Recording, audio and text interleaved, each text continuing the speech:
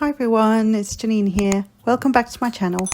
So for today I am going to use a number of different dies from Lawn Fawn and I think they're all Lawn Fawn today.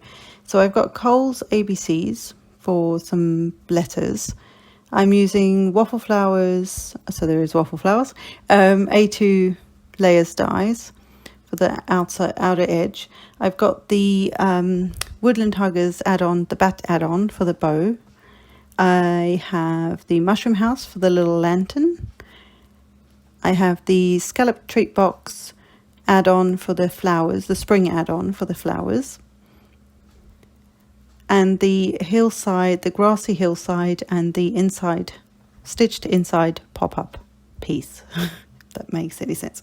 And then I've got Even More Punnylicious by My Pink Stamper for the sentiment, and then MFT's Mini Clouds stencil. I've also got some Call Me Clover and Lemon Lime Twist for the inks from Stampin' Up, and some Melon Mumbo and Pool Party inks from Stampin' Up as well.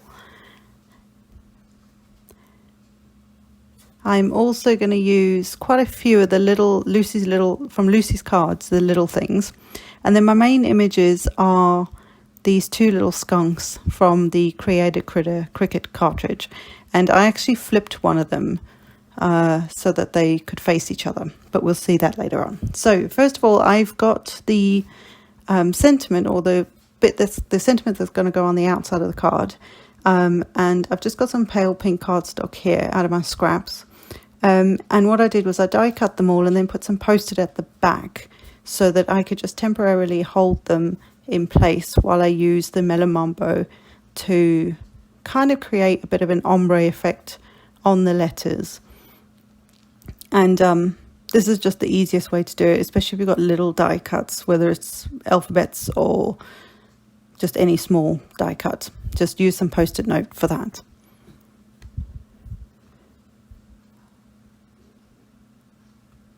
And I know it looks a bit messy, but when you take it out, it looks really cool. So then I have the Grassy Hillside add-on and the add-ons. And I've cut an extra one of the front, the longer pieces, like this piece. I've got two of these, and then there's a shorter piece that goes sort of for the back of the pop-up. So I'm using the Call Me Clover over the top with a blending brush. These were just off Amazon, so super inexpensive. And then I've got this other little piece that looks kind of weird, but it'll make sense when we get to the inside pop-up part of the card. But I just wanted a bit of dimension. So if you start with a coloured cardstock and then add a slightly darker colour of the same colour, that makes sense, so greens, then you can get this sort of kind of like an ombre, but also like a bit of shadowing on it. So for the background, or what would be my grassy area, one of the pieces for the inside of the card will be this green piece. And so I started with the Lemon Lime Twist, and again just ink blending over the whole piece of cardstock to get a nice I thought it was going to have this sort of ombre look, going from darkest to lightest, and just letting it kind of fade out to the other side of the piece of cardstock. But I decided to take some Call Me Clover, seeing as these were the inks that I seemed to be using. I thought I'd drag my Stampin' Up inks out. I haven't used them for a while. And I grabbed some more of that and a paper towel just to keep my hands out of the ink. So although these aren't like distress inks where they react with any moisture, they will still react a little bit if they're still wet. Even though they're dye inks, they'll dry quicker and they blend in a different way. But it's nice because you can still, with the blending brushes, I find that it's nice and easy to blend them if you don't have distress inks. So just again blending some of the darker Call Me Clover onto the Lemon Lime Twist, and then just blending between those two colours with the Lemon Lime Twist brush until I get it to roughly what I want. Obviously the greens are not all matchy, so because the green cardstock I started with is not the same as those colors. So yeah, it still works, but maybe I should have started with the same color cardstocks for both pieces. It doesn't matter, it works. I like how it turns out. So then for my front piece and the other piece that will go on the inside to create almost like the scene on the inside, because that's where the pop-up's going to be and that's where our main scenery is going to take place, shall we say. I've got a piece of, I've got the mini cloud stencil from MFT and the pool party ink from Stampin' Up, and I'm just going along the edge of one side of the stencil and then rotating it to the next, because each of the sides, obviously there's 4 sides, but each side is a different sort of configuration of clouds. That makes sense. So I'm just turning it each time and just keep going until I get to the bottom of the piece of cardstock. And I liked this ink. It turned out, it's one of my favorite Stampin' Up inks. It's the Pool Party. It looks more blue here, but it's got a slight sort of, it's more an aqua kind of color than a blue, but it looks kind of blue here, if that makes sense. So I have done one of the panels and then I will do the next one as well. And I think the cardstock I used was, I want to say it was Bristol smooth cardstock, but you know me, I'll pick any cardstock up and give it a whirl. So that's what I think is a good idea. Just work with what you have. If you're using blending brushes as opposed to a blending foam and tool applicator, I think it's just easier to blend with, because it's a different application, but it's also a softer application. So I think if that's, if you're working with a cardstock that you're not sure of, then maybe use one of the blending brushes as opposed to a foam tool. But I still go back to my foam tools. I love those things. So it just depends on the cardstock I'm trying to blend onto. But I'd go with the brushes if you're new to it, just till you get the hang of it, and then move on to the foams with particular papers. So once I had both backgrounds done, and a bit of cleanup, of course.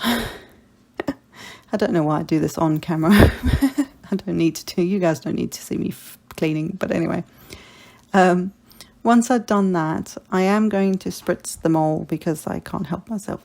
I didn't bother with the, I don't believe I did the grass pieces because you're not really going to see any of those for the most part. Like, it's not going to have that much impact, but I did do these and you can see they react in some way, even though it's not a reactive type ink. So I've slowed this part of the video down. So this is an A2 size card, and we're opening up on the, I guess what would be the side of the card. And so this is the piece, the Stitched Hillside pop-up. So you're going to have, there's a section at the bottom that does score a line. You're going to have tape on that bottom section and on those tips of those 2 tabs. Again, there's all the score lines are there when you die cut this. And then what you're going to do is score and fold each of those lines like I'm showing you here. And once we start to put it into the card, it will hopefully make more sense. So I'm going to decide which one's going to go on the outside, and then I'll sort the outside of the card out later. So, and I'm going to get some adhesive on here and just line up what will be the grassy bit of my scene, and then also what will be my sort of sky section. So just trying to decide how I'm going to line these things up. And also I was trying to decide whether I wanted the ombre to come from the dark down to the light or the light down to the dark. And eventually I make up my mind, but it's just... And these pieces are slightly smaller than the front of an A2. So these would measure about 4 by 5 1/4. And I quite like that there's a little border. So I put them equally as you would on any card front, right? So I put them equally in that, sort of like centralized in that pink part of the inside of the card. And then I do the same with the sky portion. because right in the center where the score line is, you're not really, once the pop-up's in there, that's going to take over this, like what you would see there. So it's okay that it doesn't go all the way to the bottom, I think, anyway. So what you're going to do now, I've slowed this down as well. You're going to take the like bottom main section off. I would start with that one. And what you're going to do is when you score a card in half, you kind of create like this speed bump, is what I'm going to call it, in the middle. So what you want to do is butt the base piece up to that speed bump, but not over. So if you put it over the top of that, like right on the center of the card, you're going to land up with too much bulk in the middle. And so it just helps things lie flatter. It helps things to move better as well, I found. So when you've actually scored a piece of cardstock in half, you'll know what I'm talking about, but it kind of creates, I'm going to call it a speed bump in the middle. So you're going to butt up to the speed bump, okay, which is essentially the score line, if that makes sense. And you will feel it as well as you're moving that piece of cardstock in. It's pretty easy to get it lined up, but I do lift the side of the card, or what would be the front of the card. I do lift that up. Then what you're going to do is you're going to fold your little one in, and then fold the whole tab forward, including the second score line, and take the backing off, if I can, of course.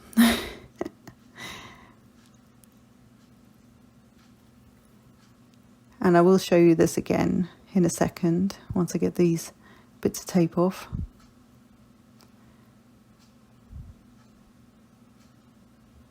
Or the backing of the tape, I should say. And then you would fold the long piece over where the hillside is, so that where those hillside is, that score line, you're folding that whole little tab straight down, and then just on the edge, on the end, little square where the next fold line is where you've got your adhesive. So you're going to have your main piece in, you're going to fold the little one forward. It will naturally want to go like this. Just make sure it's lined up on the right hand side there. Fold both of those tabs down where they are on the hillsides themselves. And honestly, this probably looks worse than it is. It's very easy. And then you're going to close the cardstock, and that is it, stuck in your card. And I will show you that in a minute. Ta-da! Now you can use it just like that. You could have used that piece on its own. You didn't need to have the grassy hillside, because there's lots of add-ons. There's grassy one that we're going to use today. There's there's clouds, and what else is there? And I have the ocean one, but I think there are some more with like flowers and things like that. So what you're going to do is you're basically going to line these up, the sort of extra ones and that funny looking one, and it's going to line up perfectly with the piece either in the front or the back. Obviously I didn't line it up very well, so I finagled until I got it. My tip would be to do that before you stick the panel into the pop-up into the card. It would just be easier for you. At least get the back one on first, because that's a little trickier just to fiddle and faff with, but it wasn't so difficult that I had to take it apart. So once you've got that in there, then you can see you've got nice little grassy hillsides now, as opposed to just hillsides. So these are the two little skunks, and I can't remember what size I actually made them, but I don't think they were more than 2 inches, if you're talking height. And like I say, I did flip, I copied one of them, sort of created two, but one of them I flipped so that they could face each other. And then I've got the little bow from the add-on, one of the add-ons, the Woodland Hugger Bat add-on, 3 times thrust. And I used the little bow from that as a little bow tie. And then a little flower from one of the many flowers. I've used that in her hair, so it's like a girl and a boy on a little date or something. That's what I was thinking. And now I'm trying to place or decide where I want to place the extra little flowers and grass and all those sort of things. The lantern too, I was trying to decide where to put that. So that's what this is the fun bit, but takes a bit of time unless you have an idea of what you're trying to do. I had an idea about the skunks, but that was as far as I got. So trying to decide where everything's going to go, and then getting it placed, where it should go.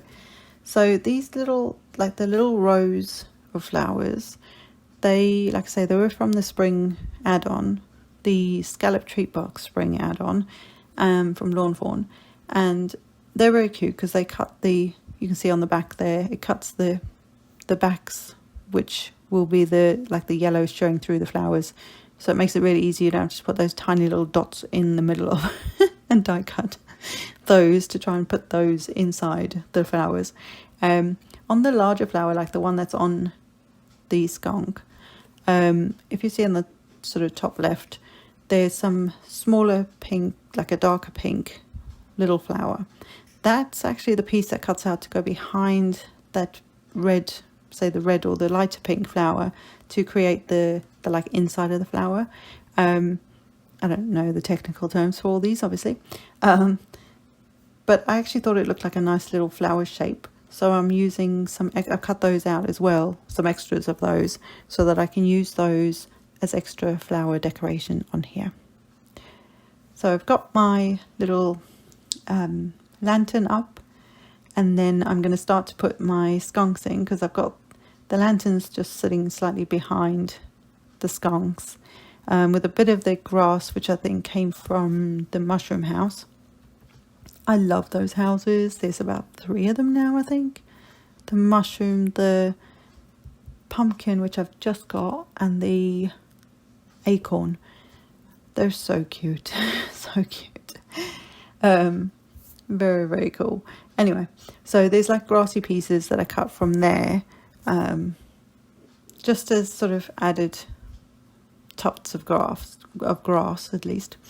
What I do think I should have done with these extra little tufts, so why can't I say the word, of grass, is I think I should have edged them with some more of that darker green ink, just so that 1, it ties everything in, and 2, you'll see when I do the front of the card, they kind of blend in a little bit, which I'm okay with because that's kind of how it would be. But if you want them to stand out a bit more, then I would ink the edge of them as well. And then I'm using the extra piece of this grassy hillside, and I'm adding that to the front of this card. So if you didn't have a grass border, you could do exactly this, and then they work really well for that. You could use the 2, even that funny looking piece, you could use that as well, just tucked behind this one, but I thought 1 was enough for this card. So now I'm going to put my sort of the front sentiment, because there will be one on the inside as well, and I'm just trying to somewhat line these up straight. I think if you've been on my channel long enough, you know I don't do straight. I don't know how to. My brain doesn't know how to. So I attempted to do straight with a ruler. It kind of worked, but it's and yeah, it kind of worked, and it's fine. I did find that when I was trying to line up the second, like the first word was fine because the ruler is flat on that sky background, but when it came to the second word, the ruler actually sits more on top of the grass and sort of tilted slightly, so the letters wanted to go behind the ruler, so it was not difficult, but it was a little more fiddly to do that. So they're straight enough, that's what I'm going to say. But I do love I love the contrast, and I love the colours, and I love how that sort of ombre thing that I did with the cardstock it was the easiest thing to do. And then you're not having to go between 2 different colours to get that ombre effect. You use one colour, and like say on this, I started with a pale pink cardstock and used a darker pink, and it works beautifully. I just think it's one of my favourite bits of this whole card, which I know sounds like a silly thing, but it is one of my favourite bits. So getting the words on there, and like I say, trying to line them up not only straight but also next to each other evenly, and then I will get the exclamation mark, yes, that's what it's called, I will get that stuck on as well, which I don't think I used the ruler for this. I just kind of winged this bit. I thought, come on, it's just eyeball. Can't be that difficult, she says. And then I will also add a few more flowers on here to the front, some of those leftovers from the inside. So this is where I put those little tufts of grass, and you can see they kind of blend in a little bit, even though they're two different cardstocks, to be fair. It does blend in a bit, so I still think that having a little bit of an edge with the same darker green cardstock, with the Call Me Clover cardstock, would have been a nice sort of touch. So here I'm trying to work out where to put those extra flowers in there, and obviously there's two types of flowers. And then I thought, let's put the bigger ones with the centers onto some of those longer pieces of grass to make them look like they're flowers growing out of the grass, if that makes sense, like a meadow. And then I would just dot the other little pink ones randomly, because sometimes in a meadow you do also have these little flowers all over. And I love how this turned out. Yeah, I just love it. Love it. So this is going to be the front piece, if I haven't said that already, which is probably quite obvious at this point. So we'll get that stuck on there, I think. No, I'm going to do my sentiment. Now I'm doing the inside sentiment. And this is from the My Pink Stamper Even More Punnylicious Sentiments stamp set. And I love a good pun.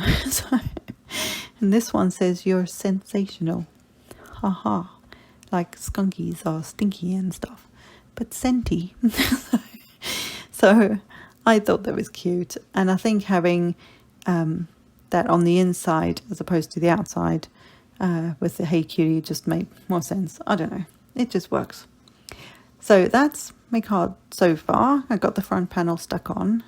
And now I'm looking through Lucy's little cards. These bigger hearts and then the smaller ones. And I'm just trying to find a colour that I think would work nicely. In the end, I go with a red one because it just made the most sense when I was doing this. And just got that stuck on in there. Obviously it takes they're little clay hearts, and it sort of takes a little bit of time for the glue and the clay to sort of bond together, but they do work, and they just, once they're stuck, they're stuck. And then I'm going to take a whole bunch of colours of the little ones and just dot some glue all over the background, and then just try and pick out colours that are already in the card, so it kind of coordinates. So a pink and a sort of aqua colour, a blue. I'll get a purple one on, the yellow ones. The white one just blended in, so I took that out. But the yellow, and then trying to think what other colour I went with. And then I think I stuck mostly with those colours. I don't know if I did an orangey one. I don't think I did, because there's no real orange in this card at all. So, or did I? I keep picking it up there. It's been a while since I made this card. So I just got a whole bunch of those guys stuck on there, somewhat randomly. Actually, they're probably quite random, but anyway. And I just thought it was something cute in the background, just to add a little extra something. And then I did wonder whether I should put some hearts on some of the smaller tufts of like grass, kind of like flowers as well. And in the end, I decided to go and put two of them together to create almost like little butterflies. So if you put the two tips of the hearts together, then it almost looks like butterfly wings. So I left it like that. You can add obviously little feelers and stuff, but I left it like that, and I think it looks really cute.